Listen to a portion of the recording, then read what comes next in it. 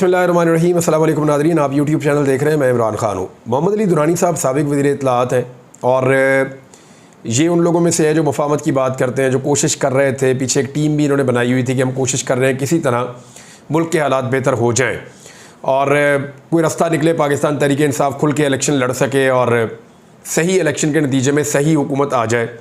लेकिन वो सब कुछ नहीं हो सका। अब मोहम्मद अली दुरानी साहब ने एक दावा किया और एक बड़ा इंकशाफ उसको करार दिया जा रहा है। उन्होंने कहा कि नवाज शरीफ आज पूरी कोशिश कर रहा है वापस लंदन भागने की, मगर उसे वापस जाने नहीं दिया जा रहा। ये मोहम्मद अली दुरानी साहब का स्टेटमेंट है। अब मामला ये है कि नवाज शरीफ साहब क्यों जाना चाह रहे हैं? क्या नवाज शरीफ साहब का एतमाद उठ चुका है सिस्टम के ऊपर से? तो देखिए, कुछ डेवलपमेंट्स होने जा रही हैं, इसको ज़रा आप समझिए। मैंने आपसे पहले भी कहा था कि नवाज शरीफ आर्मी चीफ़ की तब्दीली पर भी नहीं आए, नवाज शरीफ इमरान खान की गिरफ़्तारी पर भी नहीं आए, नवाज शरीफ शहबाज शरीफ को हुकूमत मिलने पर भी नहीं आए, वज़ारत आला पंजाब हमज़ा शहबाज को मिलने पर भी नवाज शरीफ वापस नहीं आए। नवाज शरीफ तब आए जब काजी फ़ाइज़ ईसा साहब सुप्रीम कोर्ट ऑफ पाकिस्तान के चीफ़ जस्टिस बन गए, फिर मियाँ साहब आए। अब काजी फ़ाइज़ ईसा साहब की एक्सटेंशन के इम्कानात जैसे जैसे कम हो रहे हैं, मियाँ नवाज शरीफ साहब का दिल वापस लंदन जाने के लिए कर रहा है।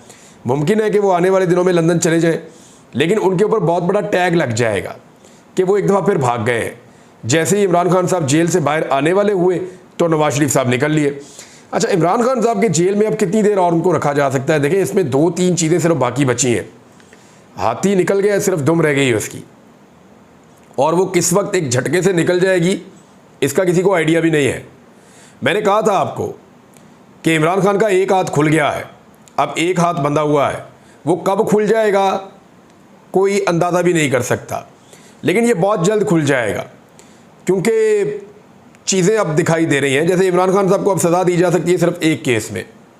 तोशाखाना वाला मामला लगा हुआ है इसी हफ्ते इस्लामाबाद हाई कोर्ट में, और उसमें तो ये बिल्कुल क्लियर है कि वहाँ इमरान खान साहब को बेल मिल जाएगी, बाहर आ जाएंगे उसमें। दूसरा मामला जो है वो जुडिशल हो चुके हैं, वो 9 मई के मुकदमात में, तो वो दहशतगर्दी के मुकदमात में रिमांड तो हो नहीं सकता। और जैसा वो फैसला आया है उसकी जब तफसीलात पड़ी गई हैं तो फिर आइडिया हो गया कि इस हुकूमत के पास तो इमरान खान के ख़िलाफ़ जो सबसे बड़ा कार्ड था, जिसके ऊपर दिन रात 9 मई 9 मई 9 मई 9 मई, मईशत का बताइए 9 मई, बिजली महंगी है 9 मई, पेट्रोल क्यों महंगा कर रहे हैं 9 मई, गवर्नेंस क्यों नहीं कर रहे हैं 9 मई, जनाब बंदे क्यों गिरफ्तार किए 9 मई, फस्तायत हो रही जी 9 मई, महंगाई हो रही है जी 9 मई। वो जो इनसे पूछो 9 मई, इसके अलावा इनके पास कोई जवाब ही नहीं था। और जिस एक जुमले के ऊपर 9 मई के ऊपर इन्होंने पूरा बयानिया खड़ा किया इमरान खान के ख़िलाफ़, उसमें इनकी तफ्तीश ऐसी है कि जज साहब ने लितरो लितरी कर दिया पंजाब गवर्नमेंट को, और पुलिस के पास कोई सबूत मौजूद नहीं था इमरान खान के ख़िलाफ़। यानी अगर आप डिटेल में फ़ैसला पढ़े ना, मैं टेक्निकल आदमी नहीं हूँ, लेकिन जिन जिन लोगों से मैंने बात की है, जिन लोगों ने वो फ़ैसला पढ़ा है, वो कहते हैं ये उड़ा के रख दिया है। अब पाकिस्तान तहरीक इंसाफ को इसका बहुत फ़ायदा पहुँचेगा। यानी केस क्या है कि कोई पुलिस वाला था, वो कारकुन का भेस बदल के जो है वो पहुंच गया ज़मान पार्क में और इमरान खान साहब के पास पहुंचने में कामयाब हो गया।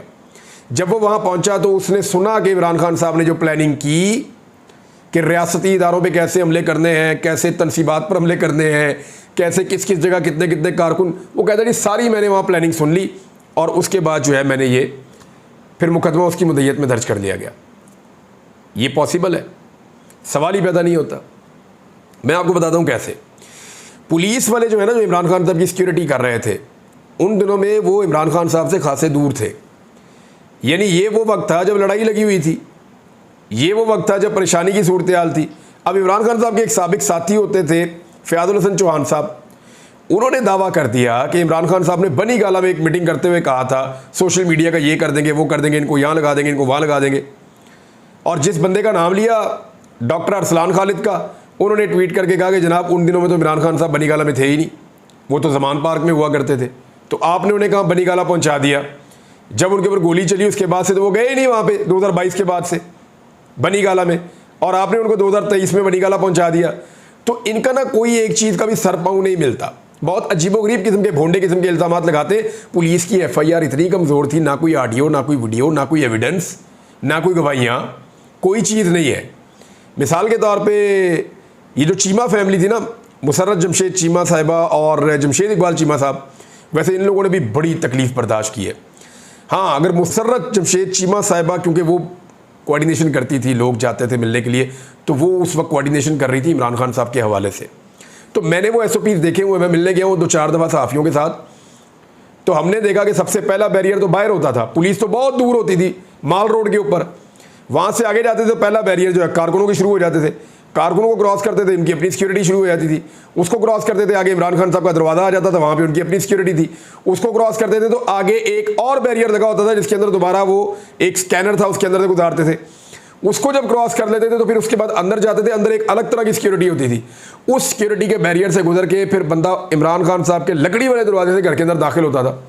और जब वो जमान पार्क के अंदर सहाफ़ी दाखिल हो जाते थे तो वहाँ से जो ड्राइंग रूम था जहाँ इमरान खान साहब बैठ के मुलाकातें करते थे, उसके बीच में भी एक दरवाज़ा था और यहाँ पे एक वेटिंग रूम बना हुआ था, वहाँ बिठा दिया जाता था। फिर इमरान खान साहब से मिलने के लिए बंदे बारी बारी अंदर जाते थे। तो ये पुलिस वाला कहाँ से अंदर घुस गया? और वहाँ तो कोई इस तरह की टेबल भी नहीं थी, वो शीशे वाली टेबलें थी, अगर ये टेबल के नीचे भी घुसता तो नज़र आ जाता, पता चल जाता कि ये घुसा हुआ है, वहाँ कान पकड़ के उन्होंने मारना था। तो कोई पुलिस वाला ऐसे अंदर नहीं गया। उस वक्त पुलिस वाले बाहर सड़क के ऊपर कारकुनों से मार खा रहे थे, कारकुनों के साथ उलझ रहे थे, झगड़ा कर रहे थे, कभी कारकुन उनको मारते थे, कभी वो कारकुनों को मारते थे।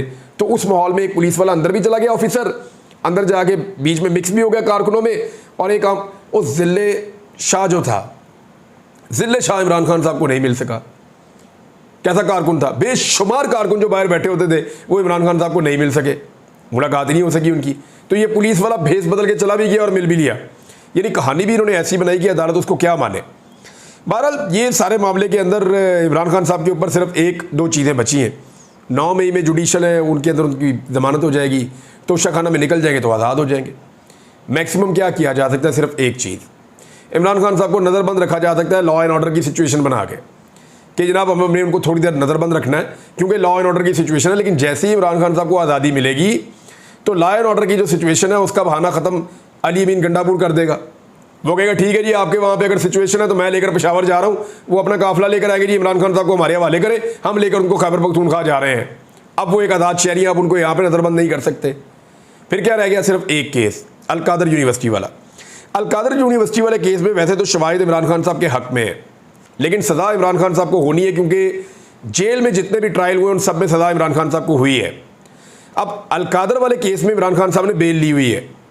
अगर ये 2 केसेस में निकलते हैं तो वो निकल जाएंगे, लेकिन अगर इन 2 केसेस में निकलने से पहले अलकादर वाले केस का फैसला आ गया और कन्विक्शन हो गई तो फिर कानूनी सूरत क्या होगी वो हम उसके ऊपर अभी क्योंकि मैंने कुछ लोगों से बात की है तो वो कह रहे हैं जी सिचुएशन हम आपको बता देते हैं, लेकिन उस सूरत में इमरान खान साहब शायद फिर जेल में ही रह जाएंगे या हो सकता है उनको बेल मिल जाए, लेकिन उसमें भी बेल ज़्यादा से ज़्यादा 1 हफ्ते 2 हफ्ते के अंदर हो जाती है, इससे लंबा चल नहीं सकता।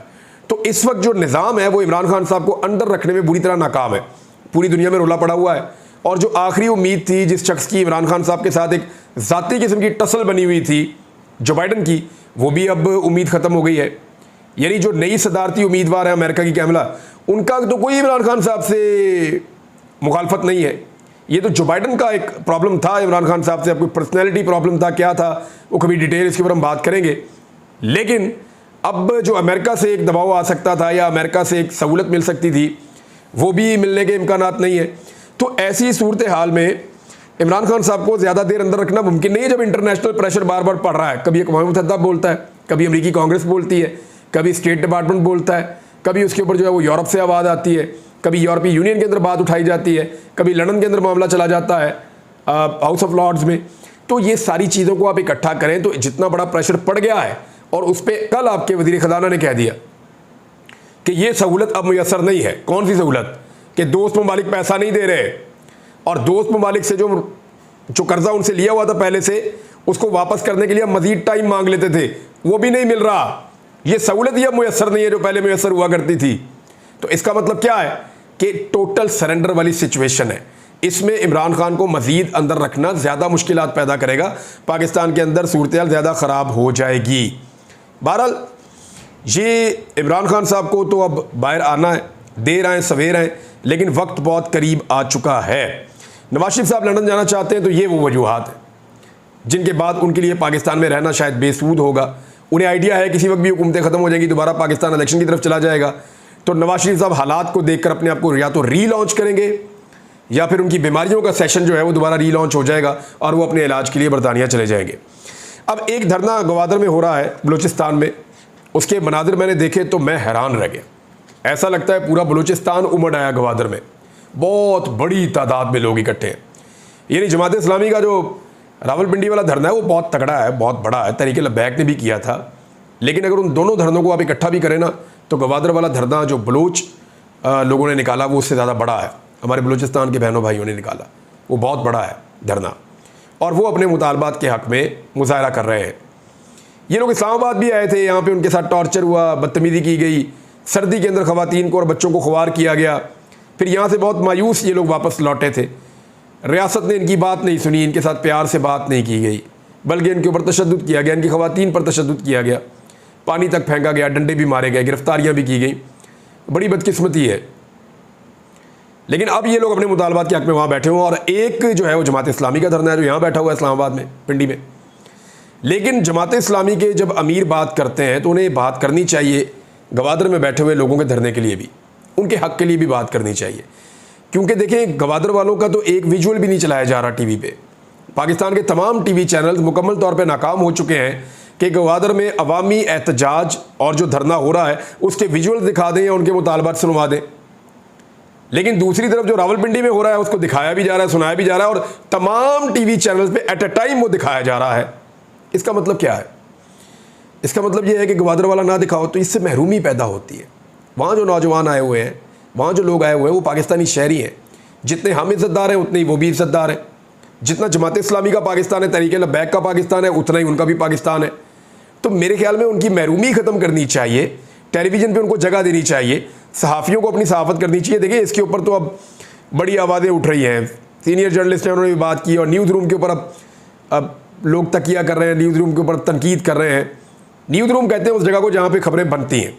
न्यूज़ कास्टर तो बैठ के सिर्फ टीवी पे देख के खबर पढ़ते हैं ना, जहाँ खबरें बनती हैं, जहाँ एडिटर्स बैठते हैं, वहाँ का माहौल क्या है वो ये बता रहे हैं कि न्यूज़ रूम अब रियासत को चैलेंज करने या सवाल करने में कोई दिलचस्पी नहीं रखते। एडिटर्स या तो बहुत ज़्यादा खौफज़दा हो चुके हैं या वो ज़मीनी हक़ाइक़ को अब समझ ही नहीं रहे। वो बहुत महदूद ज़हनियत के लोगों को एडिटर बना दिया गया है।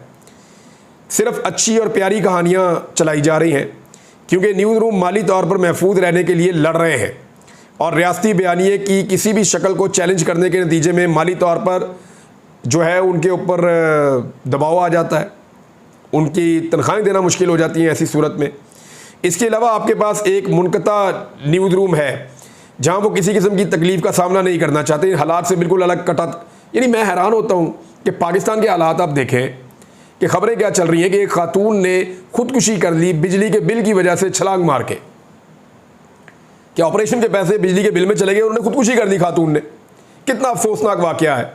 और उस वक्त रिपोर्ट हो रहा है हमारे मीडिया के अंदर, क्या रिपोर्ट हो रहा है, वो ख़बरें रिपोर्ट हो रही है जी फ़लाँ एक्ट्रेस के घर बच्चा हो रहा है, फ़लाँ जगह के ऊपर जो है फ़लाँ ने ये कह दिया।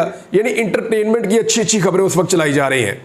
ये बदकिस्मती है पाकिस्तान की, और ये चीज़ें महरूमियों को पैदा करती हैं। जो खबरें चलाने वाली हैं, मुल्क की जो डिमांड है उसके ऊपर कोई टीवी बात करने के लिए तैयार नहीं है। तो इसी वजह से पाकिस्तान में सोशल मीडिया की पजीराई होती है पब्लिक में, क्योंकि सोशल मीडिया इन चीज़ों पे, इन इश्यूज़ के ऊपर बात करता है। एक और नाज़रीन बहुत बड़ी खबर है 9 मई के हवाले से, क्योंकि मैंने आपको कहा ना कि जो तफसीली फ़ैसला है इमरान खान साहब वाले केस में, उसका पाकिस्तान तहरीक इंसाफ को बहुत फ़ायदा होगा।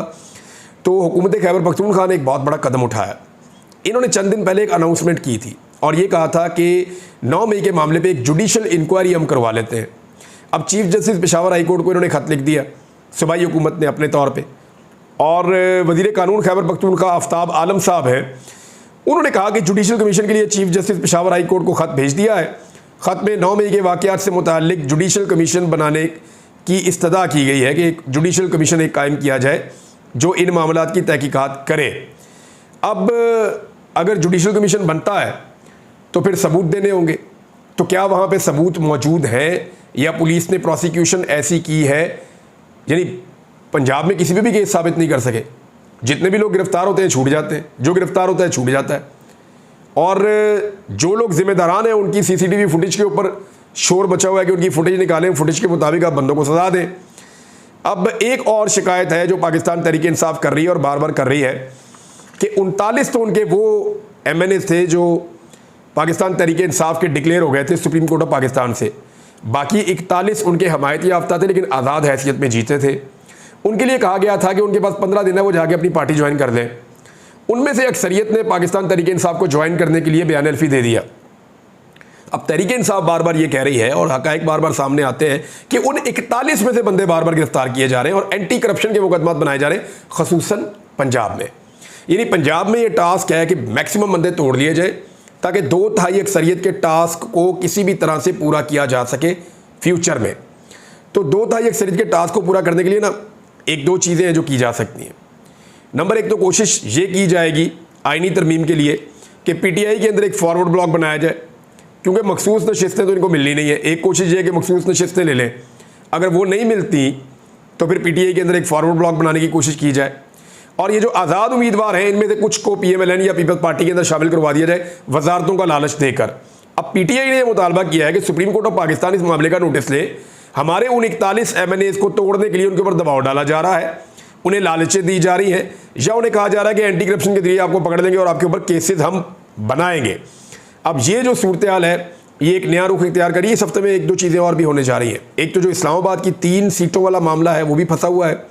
दूसरी तरफ मरियम नवाज़ ने 4 मरतबा, ट्रिब्यूनल ने कहा है, लाहौर हाई कोर्ट के ट्रिब्यूनल ने 4 मरतबा मरियम नवाज़ को कहा कि आप लेकर आए फॉर्म 45 और अब तक वो असल फॉर्म 45 नहीं लेकर आए। 30 तारीख को दोबारा उनका केस है, तो देखते हैं वहाँ पे महर शराफत ने तो जाके जमा करवा दिए कि जनाब मेरे पास असली फॉर्म 45 है, ये उनकी कॉपी है, जो आप मांगेंगे मैं आपको दूंगा। लेकिन इलेक्शन कमीशन क्या कर रहा है, RO क्या कर रहा है, मरियम नवाज़ क्या कर रही हैं, कोई कोऑपरेशन नहीं है। ये क्यों भाग रहे हैं? और एक इंपॉर्टेंट चीज़, जितने भी उम्मीदवार हैं जिन्हें लगता है कि वो इलेक्शन जीते हैं और उनको धांधली से जाली फॉर्म 47 पे हराया गया है, उन्हें चाहिए कि एक एक application election commission of Pakistan में और एक एक एप्लीकेशन जो है वो अपने ट्रिब्यूनल में डालें कि वो जो CCTV फुटेज है पोलिंग स्टेशंस की, वो अनकट CCTV फुटेज जो है उसको सेव कर दिया जाए, उसको महफूज किया जाए जब तक कि इन केसेस का फैसला नहीं आ जाता। याद रखिएगा CCTV फुटेज आपके इतना काम आने वाली है कि आप सोच भी नहीं सकते, क्योंकि हेर फेर इतने बड़े पैमाने पे कर दिया गया है कि जितने टोटल वोट पड़े हैं ना उनकी गिनती पूरी नहीं है। जब CCTV फुटेज बताएगी कि इतने वोटर अंदर दाखिल हुए, इतने वोटर ने आगे डब्बे के अंदर वोट डाले और इतने वोट उसमें से बाद में काउंट हुए, तो जो वोट कम होंगे वो किसके खाते में जाएंगे? जिसके पास असली फॉर्म 45 होगा। एक और चीज़ भी याद रखिएगा कि CCTV फुटेज आपको लेनी है कम से कम 2 दिन की। आप 2 दिन की CCTV फुटेज के लिए एप्लीकेशन दीजिएगा कि जब तक वहां कैमरा लगा था, एक्टिविटी हो रही थी, CCTV फुटेज अनकट चाहिए। उसकी वजह यह है कि इसी CCTV फुटेज के अंदर सारा रिकॉर्ड मौजूद है जो धोखाधड़ी की सूरत में आपके केस को मजबूत कर सकता है। ये मैं फॉर्म 45 वाले जो रियल उम्मीदवार जीते हुए हैं, ये मैं उनसे मुखातिब हूं। नाज़रीन, IPBs के बारे में कुछ और खबरें मेरे पास, वो आपको अगले वीलॉग में दूंगा। अब तक के लिए इतने, अपना ख्याल रखिएगा, अपने इस चैनल का भी। अल्लाह हाफ़िज़।